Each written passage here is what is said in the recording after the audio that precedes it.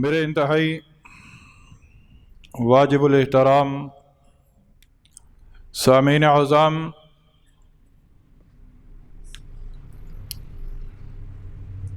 شعبان المعظم کا آج تیسرا جمعہ ہے۔ رمضان المبارک کی آمد ہے۔ ہمیں حکم یہ ہے کہ رمضان سے پہلے رمضان کی تیاری کر لو۔ رمضان سے پہلے رمضان کی تیاری کر لو۔ جہاں رمضان کی تیاری کے اندر یہ بات لکھی ہوئی ہے کہ رمضان کی تیاری سے کیا مراد ہے کہ تم دین کے مسائل سیکھ لو۔ کیوں؟ اس لیے کہ وہ مہینہ آ رہا ہے جس مہینے کے اندر رب تعالی نفلی عبادات کا ثواب فرضوں کے برابر عطا فرمائے گا، اور فرضوں کا ثواب رب تعالی 70 گنا بڑھا کر تمہارے نامہ اعمال کے اندر لکھے گا۔ اس لیے کہا گیا کہ رمضان کی تیاری کر لو۔ جہاں بہت سارے وہ احباب جو رمضان المبارک کے روزے رکھنے کا شوق رکھتے ہیں، منتظر ہیں، انتظار کے اندر ہیں، وہ تو مسائل سیکھتے ہی ہیں۔ کون سے مسائل سیکھتے ہیں؟ کہ جن سے ان کے روزے رب تعالی کی بارگاہ کے اندر مقبول ہو جائیں۔ اسی طرح ہمارے اس معاشرے کے اندر ایک عام رواج ہے کہ بہت سارے احباب جو ہیں وہ رمضان المبارک کے اندر زکوٰۃ بھی ادا کرتے ہیں۔ زکوٰۃ بھی رمضان المبارک کے اندر ادا کی جاتی ہے، لیکن یہاں یہ بات سمجھ لیجئے کہ زکوٰۃ کا رمضان کے ساتھ تعلق نہیں ہے۔ زکوٰۃ کا رمضان کے ساتھ تعلق نہیں، اور نہ رمضان کا زکوٰۃ کے ساتھ تعلق ہے۔ زکوٰۃ اسی وقت فرض ہو جاتی ہے جب آپ صاحب نصاب بنتے ہیں اور آپ کا نصاب مکمل ہو جاتا ہے، چاہے وہ شعبان کے اندر ہے، چاہے وہ شوال کے اندر ہے، چاہے وہ ذیقعدہ کے اندر ہے، چاہے وہ باقی جتنے بھی اسلامی مہینے ہیں ان کے اندر ہے، اسی وقت زکوٰۃ کی ادائیگی ضروری ہے۔ لیکن ہمارے معاشرے کے اندر تاریخ کو یاد رکھنے کے لیے لوگ جو ہے وہ رمضان ہی کا انتخاب کرتے ہیں، تو اکثریت لوگوں کی رمضان کے اندر زکوٰۃ ادا کرتی ہے۔ اس حوالے سے ضروری ہے کہ ہم رمضان سے پہلے زکوٰۃ کی ادائیگی کے مسائل بھی سیکھ لیں، زکوٰۃ کے متعلق بھی جان لیں کہ زکوٰۃ ہے کیا، زکوٰۃ کہتے کسے ہیں، زکوٰۃ کا نصاب کیا ہے، زکوٰۃ کس پر فرض ہے، زکوٰۃ کا دین کے ساتھ تعلق کیا ہے، زکوٰۃ نہ دینے والوں کا انجام کیا ہے، اور زکوٰۃ کن لوگوں کو دی جا سکتی ہے، اور زکوٰۃ کی ادائیگی سے معاشرے پر کیا اثرات مرتب ہوتے ہیں۔ یہ وہ بنیادی سوالات ہیں جن سوالات کا جاننا میرے لیے بھی ضروری ہے اور آپ کے لیے بھی ضروری ہے۔ اسی حوالے سے مختصر سے وقت کے اندر میں اجمالی طور پر آپ حضرات کے سامنے زکوٰۃ کے متعلق کچھ گزارشات عرض کروں گا۔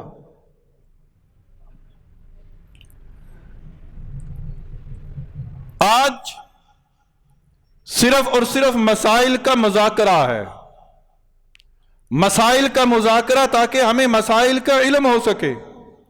تقریریں تو بہت سن لی، تقریر کی جاتی ہے مسائل کو جاننے کے لیے، مسائل کا شوق پیدا کرنے کے لیے، مسائل کو سیکھنے کی ترغیب دی جاتی ہے تقاریر کے اندر۔ تو سارا سال تقاریر سنتے رہے، آج مسائل سیکھ لیجئے۔ زکوٰۃ ہے کیا؟ تمہارے مال کا 40واں حصہ، تمہارے مال کا 40واں حصہ رب مانگ رہا ہے۔ قربان جائیں رب کی مہربانیوں پر، قربان جائیں رب کی کرم نوازی پر، قربان جائیں رب کی رحمتوں پر۔ دینے والا بھی رب ہے، عطا کرنے والا بھی رب ہے، اور دینے کے بعد یوں کہہ رہا ہے کہ میں تم سے یہ چیز خرید رہا ہوں، میں تم سے یہ چیز خرید رہا ہوں۔ ان اللہ اشتری من المؤمنین انفسہم واموالہم، بے شک اللہ نے خریدا ہے۔ دنیا کے اندر اس جیسا مہربان لاؤ تو صحیح جو چیز تحفے میں دے، اور تحفے میں دینے کے بعد بندے کو یوں کہے کہ میں نے تمہیں چیز تحفے میں دی تھی، اب یہ چیز میں تم سے خرید رہا ہوں۔ اگر کوئی بندہ ایسا مل جائے تو ہمارے ذہن کے اندر یہ آتا ہے کہ یہ دیکھو کتنا سخی ہے، کتنا سخی ہے۔ تو وہ سخیوں کا سخی جس نے بن مانگے ہمیں یہ مال عطا کیا، جس نے بن مانگے ہمیں یہ جان عطا کی، وہی رب ہم سے خرید رہا ہے۔ جان بھی خرید رہا ہے، مال بھی خرید رہا ہے۔ جان کس طرح خرید رہا ہے؟ 1 مہینہ تمہیں دوں گا، سارا سال کھاتے ہو، سارا سال پیتے ہو، سارا سال اپنی منشا کے مطابق زندگی گزارتے ہو۔ 1 مہینہ میں دوں گا، 29 دن ہوں گے یا 30 دن ہوں گے۔ ان 29 یا 30 دنوں کے اندر تم مجھ سے وعدہ کرو کہ میری خاطر صبح سے شام تک بھوکے رہو گے، صبح سے شام تک پیاسے رہو گے، صبح سے شام تک ہر اس چیز سے رکو گے جس سے میں اور میرا حبیب روکیں گے، ہر وہ کام کرو گے جس کا میں اور میرا حبیب تمہیں حکم دیں گے۔ اگر تم ایسا کرو گے تو میں تمہیں وہ دوں گا جو تم چاہو گے۔ تمہاری چاہت کیا ہوگی؟ جنت میں جنتی پہنچیں گے، جنتیوں سے پوچھا جائے گا مانگو کیا مانگتے ہو؟ جنتی کہیں گے اللہ نے سب کچھ عطا کر دیا، اب اور کیا مانگیں؟ نانا ایک بڑی نعمت ہے کہ جس کا سوال ابھی تک تم نے نہیں کیا۔ اچھا وہ کون سی نعمت ہے؟ جاؤ اپنے امت کے علماء سے پوچھو۔ لوگ علماء کے پاس آئیں گے اور علماء سے پوچھیں گے اب ہم رب سے کیا مانگیں، رب سے کیا مانگیں؟ علماء کہیں گے کہ رب سے رب کا دیدار مانگو، رب سے رب کا دیدار مانگو۔ اسی لیے کہا گیا کہ روزہ میرے لیے ہے اور میں خود اس کی جزا ہوں، میں خود اس کی جزا ہوں۔ تو جان خریدی، مال خریدا، مال دے دو، میں نے تمہیں دیا ہے، اب اس کو مجھے لٹا دو، مجھے لٹا دو۔ اور میں سارا مال بھی نہیں مانگتا، 2.5%، 2.5%، 40واں حصہ، 100 روپے میں 2.5 روپے، 100 دیے ہیں، اب 2.5 مجھے دے دو، میں تمہیں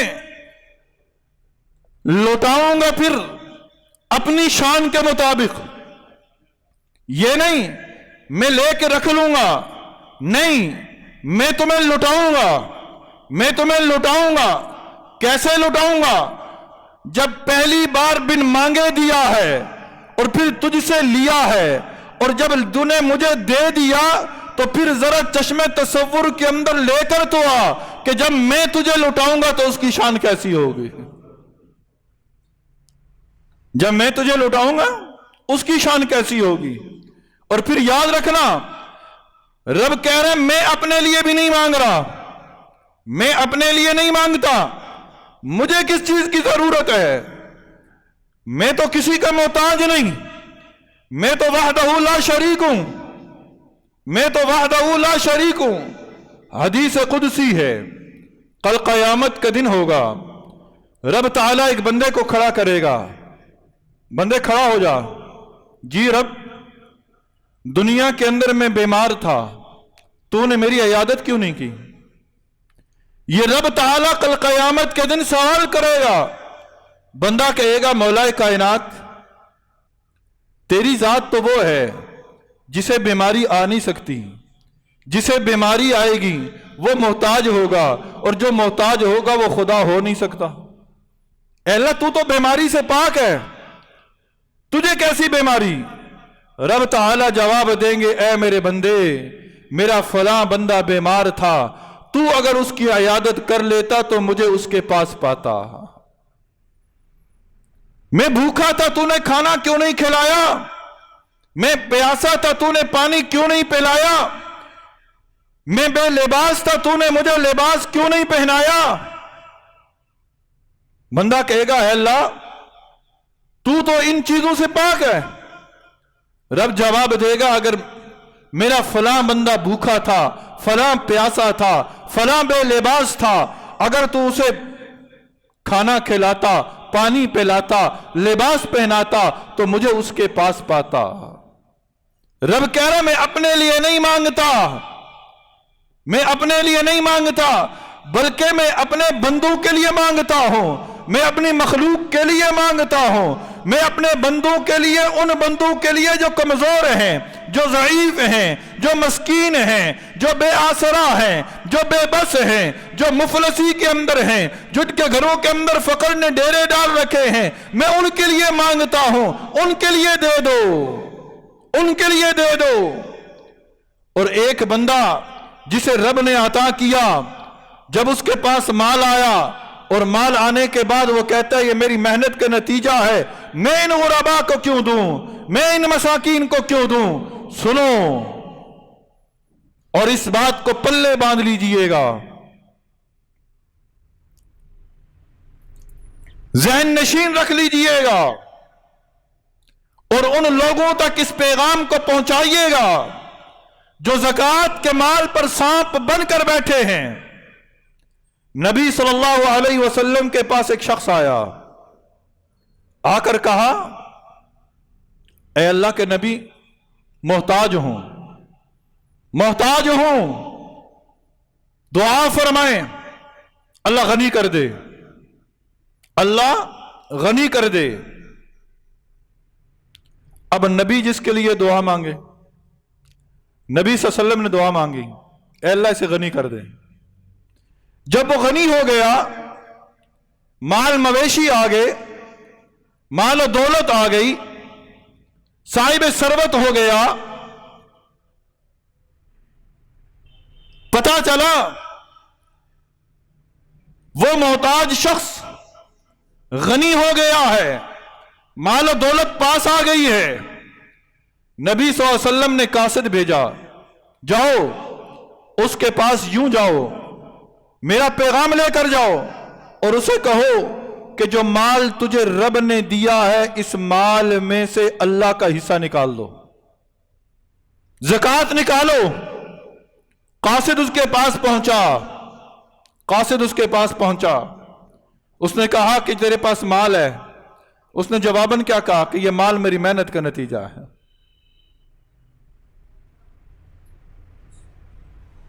یہ مال میری محنت کا نتیجہ ہے، میں نہیں دوں گا زکوٰۃ. میں کیوں غرباء کے اندر رقم تقسیم کروں، میں کیوں غرباء کو دوں، یہ میری محنت کا نتیجہ ہے. قاصد واپس آ گیا، پیچھے سے اس شخص کے دل کے اندر ملامت پیدا ہوئی کہ میں نے یہ جملہ کیا کہہ دیا. یہ شخص در حقیقت منافق تھا، نفاق تھا اس کے دل کے اندر، وگرنہ اپنی غلطی کا اعتراف کرتے ہوئے نبی کے قدموں میں پڑ جاتا، معافی مانگ لیتا، وہ تو رحمت للعالمین تھے، معاف کر دیتے. وہ آیا، اس نے آ کر کہا اللہ کے نبی و زکوٰۃ قبول کر لیجئے. نبی نے کہا کہ اب نہیں، اب نہیں، اب نہیں تیری زکوٰۃ قبول ہوگی. یہ وہ شخص تھا جو زکوٰۃ کا پیسہ لے کر آیا، نبی نے اس کی زکوٰۃ کو قبول نہیں کیا، خلفائے راشدین نے اس کی زکوٰۃ کو قبول نہیں کیا. کیوں؟ سبق سن لیجئے، سبق یاد رکھ لیجئے، دل و دماغ کے اندر اس بات کو رچا اور بسا لیجئے کہ زکوٰۃ عبادت کا نام ہے، زکوٰۃ عبادت کا نام ہے. جس طرح روزہ عبادت ہے، نماز عبادت ہے، حج عبادت ہے، بالکل بعینی ہی اسی طرح زکوٰۃ بھی عبادت ہے، اور عبادت کی جاتی ہے دل کی رضا کے ساتھ، خوشی کے ساتھ، خوشی کے ساتھ۔ عبادت خوشی کے ساتھ نہ ہو، بامر مجبوری کی جانے والی عبادتیں اللہ کی بارگاہ میں قبول نہیں ہوتی۔ سجدہ وہ قبول ہے جو خوشی سے کیا جائے، سجدہ وہ قبول ہے جو دل کی رضا کے ساتھ کیا جائے، دعا وہ قبول ہے جو خوشی کے ساتھ مانگی جائے، روزہ وہ قبول ہوگا جو خوشی کے ساتھ رکھا جائے، اسی طرح زکوٰۃ بھی وہ قبول ہوگی جو خوشی کے ساتھ ادا کی جائے۔ نبی صلی اللہ علیہ وسلم نے فرمایا اب یہ شخص اللہ کی رضا سے بھی محروم، جنت سے بھی محروم، اور اللہ کی مخلوق سے بھی محروم ہو گیا ہے۔ زکوٰۃ ادا نہ کرنے والا اللہ کی رضا سے بھی محروم ہو جاتا ہے، زکوٰۃ ادا نہ کرنے والا جنت سے بھی محروم ہو جاتا ہے، زکوٰۃ ادا نہ کرنے والا مخلوق کی دعاؤں سے بھی محروم ہو جاتا ہے۔ اس لیے میرے دوستو، مال ملا ہے زکوٰۃ دو۔ اب ہر بندے پر زکوٰۃ نہیں ہے، ہر بندے پر زکوٰۃ نہیں ہے، زکوٰۃ بھی چند لوگوں پر ہے۔ کس پر ہے؟ کاش ہم اس اسلام کو پڑھتے، کاش اللہ کی قسم جو حالات اس وقت پیدا ہو چکے ہیں، یہ حالات مسلمان ہو، کلمے کی بنیاد پر ملک بنا ہو، اسلام کی آزادی ہو، نماز پڑھنے کی آزادی ہو، اور ایک بندہ شکوہ یوں کرے کہ میرے گھر میں چولہا نہیں جل رہا، میرے گھر میں چولہا نہیں جل رہا۔ ہم تو وہ لوگ تھے، ہم نے اپنی اوقات کو بھلا دیا ہے، ہم نے اپنی میراث کو کھو دیا ہے، ہم تو وہ لوگ تھے، ہم تو ان کے ماننے والے تھے۔ گھر میں صحابی آئے، کہا کھانے کے لیے کچھ ہے؟ کہا کچھ نہیں۔ مسجد نبوی میں تشریف لے گئے، 2 رکعت نفل نماز پڑھی، رب سے مانگا، گھر میں آئے، پوچھا کچھ آیا؟ کہا کہ نہیں، واپس تشریف لے گئے، پھر 2 رکعت نفل نماز پڑھی، اللہ سے مانگا، واپس گھر تشریف لائے، کہا آیا؟ کہا نہیں آیا۔ کہتے ہیں میرے مانگنے میں کمی ہے، اس کے دینے میں کمی کوئی نہیں، میرے مانگنے میں کمی ہے، اس کی عطا میں کمی کوئی نہیں، میری مانگنے میں سستی ہے، اس کے خزانے تو لامحدود ہیں۔ تیسری بار دعا مانگی، اللہ رب العزت نے اس کے گھر کے اندر اس چکی کو چلایا کہ جس چکی کے پاٹوں کو اٹھا کر دیکھا گیا کہ گندم کا ایک دانہ تھا، اور اتنا آٹا نکلا کہ گھر کے سارے برتن اس آٹے سے بھر گئے۔ نبی نے کہا تھا اے میرے صحابی، تیری دعا اللہ کو اتنی پسند آئی، اتنی پسند آئی کہ اگر تو چکی کے پاٹوں کو نہ اٹھاتا، چکی کے پاٹ چلتے رہتے اور دانے پستے رہتے اور آٹا نکلتا رہتا، کیونکہ تیری دعا کے اندر اثر ہی اتنا تھا۔ ہم تو وہ لوگ تھے جو رب سے مانگ کر اپنے گھوڑوں کو دریاؤں پر چلا دیتے تھے، ہم تو وہ لوگ تھے جو رب سے مانگ کر ہواؤں کو رخ پھیر دیتے تھے۔ رزق کا معاملہ تو کبھی آیا ہی نہیں تھا، کیونکہ ہمیں پتا ہے رزاق کون ہے؟ اللہ ہے، اللہ ہے۔ ہم پیدا ہوئے ہیں، ہمارے رزق کا ذمہ اللہ نے لیا ہے۔ کیا رب نے نہیں کہا ان لوگوں کو اپنی اولاد کو کیوں قتل کرتے ہو؟ مفلسی کے ڈر سے قتل کرتے ہو؟ نانا، اپنی اولاد کو مفلسی کے ڈر سے کبھی قتل نہ کرنا، اس لیے کہ ہم ان کو بھی جو ہے رزق دیتے ہیں اور ہم تمہیں بھی رزق دیتے ہیں۔ وہ موسیٰ علیہ السلام رزق کے معاملے میں پریشان ہوئے تھے نا، کہا پتھر پر عصا مارو، عصا مارا، پتھر تو ٹکڑے ہوا، اندر سے ایک اور پتھر نکلا، کہا عصا مارو، پھر پتھر پر عصا مارا، وہ 2 ٹکڑے ہوا، پھر تیسری تہ کے اندر پتھر نکلا، اس پر آسا مارا، وہ بھی 2 ٹکڑے ہوا، اندر سے ایک کیڑا نکلا کہ جس کی زبان کے اندر سبز رنگ کا پتا تھا، اور وہ بزبان حال کہہ رہا تھا کہ پاک ہے وہ ذات جو میری ذات کو دیکھ رہی ہے، پاک ہے وہ ذات جو میرے بارے میں علم رکھتی ہے، پاک ہے وہ ذات کہ جو مجھے بلائی نہیں ہے۔ جو رب 3 تہوں کے اندر ایک کیڑے کو غذا دے سکتا ہے، وہ اپنے حبیب کی امت کو بھوکا مار دے گا؟ قصور ہمارا اپنا ہے، غلطیاں اپنی ہیں۔ نبی صلی اللہ علیہ وسلم کا فرمان، جو قوم زکوٰۃ روک دیتی ہے، جو قوم زکوٰۃ روک دیتی ہے، رب تعالی اس معاشرے کے اندر قحط کو مسلط کر دیتا ہے، قحط مسلط ہو جاتا ہے۔ آج غریب کا چولہا کیوں بجھا؟ اس میں دولت مند لوگوں کا قصور ہے، اس میں صاحب ثروت لوگوں کا قصور ہے، ان میں ان لوگوں کا قصور ہے کہ جنہیں رب نے مال تو عطا کیا تھا، پر وہ مال کو اللہ کے راستے میں خرچ کرنے کا جذبہ ان کے اندر نہیں ہے۔ جس معاشرے کے اندر زکوٰۃ تقسیم ہوتی ہے، اس معاشرے کے اندر کوئی بھوکا نہیں سوتا، وہاں معیشت کا رونا نہیں رویا جاتا۔ زکوٰۃ دینا ٹیکس نہیں ہے، زکوٰۃ ٹیکس سے آپ موازنہ نہ کریں، زکوٰۃ اللہ کا حکم ادا کرنا ہے، زکوٰۃ حکم ہے اللہ کا، زکوٰۃ اسلام کی بنیاد ہے۔ نبی صلی اللہ علیہ وسلم نے فرمایا اسلام کی بنیاد 5 چیزیں ہیں۔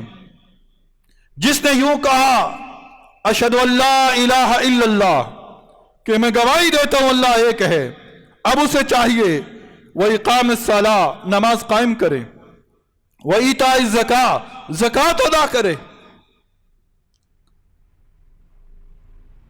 کلمہ توحید، نماز، زکوٰۃ، روزہ، حج، یہ اسلام کے 5 ستون ہیں، اسلام کے 5 ستون ہیں، اور ان ستونوں میں سے ایک ستون زکوٰۃ ہے۔ اب زکوٰۃ کس پر فرض ہے؟ جس کے پاس 52.5 تولے چاندی۔ اس سے پہلے یہ بات سماعت فرما لیجئے، 3 چیزوں پر زکوٰۃ ہے، 3 چیزوں پر، نقدی، زیورات، اور زیورات میں بھی سونا چاندی، نقدی، زیورات اور مال تجارت، مال تجارت، ان 3 چیزوں پہ زکوٰۃ ہے۔ مسجد کے ملحقہ مارکیٹ ہے، یہاں اکثر لوگ کاروباری حضرات ہیں، آپ کی دکانوں پر جو مال پڑا نا اس پہ زکوٰۃ ہے۔ آپ کہتے ہیں نا کاروبار نہیں چلتا جی، بڑی پریشانی ہے، زکوٰۃ نکالی ہے، زکوٰۃ نکالی ہے۔ ان 3 چیزوں پہ زکوٰۃ ہے، نقدی، سونا چاندی، مال تجارت۔ اب یہ اگر 52.5 تولے چاندی کے برابر اس کی رقم پہنچ جاتی ہے، یا 7.5 تولہ سونا اس کے برابر رقم پہنچ جاتی ہے، تو زکوٰۃ فرض ہو جاتی ہے۔ اب یہاں ایک غلط فہمی ہے، اللہ نے بڑا کچھ دیا ہے، کہا جائے زکوٰۃ دو، کہتے ہیں جی ہم نے سنا ہے مولوی صاحب سے کہ جس کے پاس 7.5 تولے سونا ہوگا اس پر زکوٰۃ ہوگی، تو میرے پاس تو سونا نہیں ہے، میرے پاس سونا نہیں ہے۔ یاد رکھ لیجئے، باقی باتیں زندگی رہی انشاءاللہ اگلے جمعے عرض کروں گا۔ آخری جملے، پتہ نہیں زندگی پھر وفا کرے نہ کرے، مسئلے کا تعلق ہے، اور آج آپ نے یہ سیکھے مسائل۔ آپ کو پتہ ہونا چاہیے، جس نے ایک مسئلہ سیکھا اس نے علم کا ایک باب سیکھا، اور جس نے علم کا ایک باب سیکھا اللہ رب العزت اس کے نامہ اعمال کے اندر 1000 رکعات نوافل کا ثواب لکھ دیں گے، مقبول نوافل، اور 1000 ہم نے پتہ نہیں شاید ساری زندگی میں نہیں پڑھے ہوں گے۔ सारी जिंदगी में नहीं पढ़े होंगे। इसलिए मसाइल को सीखें। यहां मैं इसलिए नहीं बैठा कि मुझे मसाइल का बड़ा इल्म है, अल्लाह की कसम मैं तो आपको सुनाता हूं खुद याद रखने के लिए, खुद याद रखने के लिए कि मुझे भी इल्म हो जाए, मुझे भी याद हो जाए, हमने जो पढ़ा है वो ताजा हो जाए, तकरार हो जाए, इस नीयत से मैं ये सुनाता हूं। वगरना आप तो साहिब इल्म लोग हैं, साहिब इल्म लोग हैं। साहिब इल्म को सुनाया इसलिए जाता है अपनी तिश्नगी के लिए, अपने इल्म की ताजगी के लिए। ये जो आज हमारे अंदर गलत फहमी है कि मेरे पास 7.5 तोले सोना नहीं है, याद रखें 7.5 तोले सोना उसके लिए है कि जिसके पास सिर्फ और सिर्फ खालिस सोना है, ना उसके पास चांदी है, ना उसके पास नकदी है, ना उसके पास चांदी है, ना उसके पास नकदी है, ना उसके पास माल तिजारत है, कुछ भी नहीं है, सिर्फ उसके पास सोना है। अगर ये हाल है तो अगर उसके पास 7 तोले कुछ माशे भी उसके पास अगर सोना है 7.5 तोले तक नहीं पहुंचता तो याद रख ले उस पर ज़कात नहीं है। क्यों नहीं है? ये अल्लाह का हुक्म है, बस अल्लाह हकीम है, वो बेहतर जानता है। लेकिन अगर किसी के पास मौजूदा दौर के अंदर 1 तोला सोना, 1 तोला सोना, आज 1 तोला सोना की रकम मालूम कर ले कहां तक पहुंची हुई है। 1 तोला सोना, उसके साथ कुछ नकदी मिल गई जो आपकी जरूरियात जिंदगी से जायद है, और ये सोना वो है जो आप इस्तेमाल करते हैं या नहीं करते। यहां एक और गलत फहमी है, औरतें कहती हैं ये जेवरात रखे हुए हैं, ये अंगूठी है, ये मैंने तो पहनी हुई है, ज़कात तो उस पर है जो घर में रखी हो या बैंक के लाकर में रखी हो। नहीं, जेवर घर में रखा है या पहना है या बैंक के लाकर में रखा है, हर हाल के अंदर उस पर ज़कात है।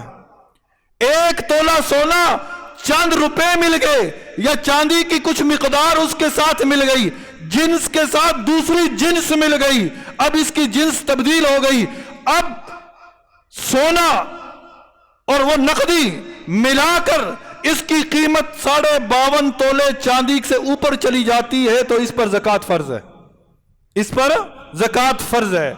यहां तक मसला। अब आज मेरे पास चांदी आई, सोना आया, क्या आज ही मुझ पर ज़कात फर्ज हो जाएगी?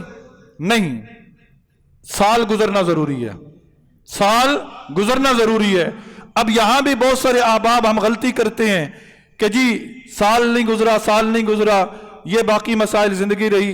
तो इंशाअल्लाह अल अज़ीज़ अगले जुमे अर्ज करूंगा, और अल्लाह ताला हमें अपनी जिंदगियां दीन इस्लाम के मुताबिक गुजारने की तौफीक नसीब फरमाए। आमीन।